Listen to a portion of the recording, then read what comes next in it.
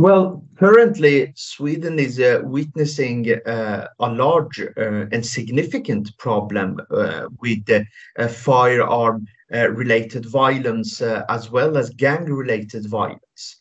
And we have also this year, 2022, until today, seen a very high increase in the rate of death by shooting. So the problem is very troublesome here in Sweden, with many people being killed with firearms. So, the 2015, my son got murdered. He got shot when he was sitting in a car with a friend.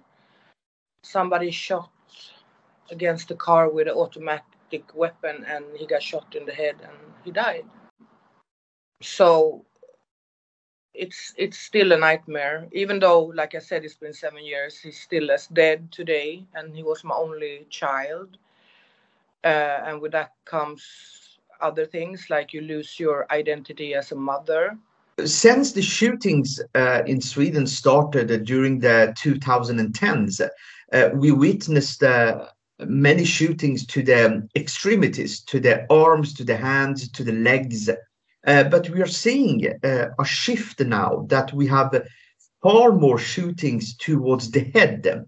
And that is also why we are witnessing an increase in the rate of deadly violence when discussing gang-related crimes. So the criminals are now shooting to kill, and that's clearly seen at the emergency departments all around Sweden. For me, the most important thing was to humanize these dehumanized people, these people that are people of color, migrants, refugees, as I was, living in these very stigmatized suburbs, these so-called no-go zones or so-called ghettos.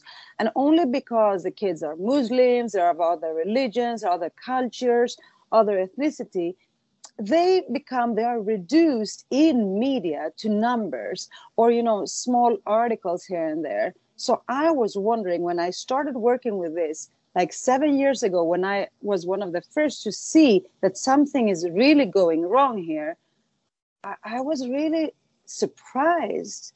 And I was really sad to see how they treated Swedish blonde, blue-eyed kids when they were killed. And what they wrote about these kids, that they had dreams, and they asked their classmates and they asked their parents, but nobody really cared when these kids in the suburbs of migrant background or refugees or whatever, that when they were killed.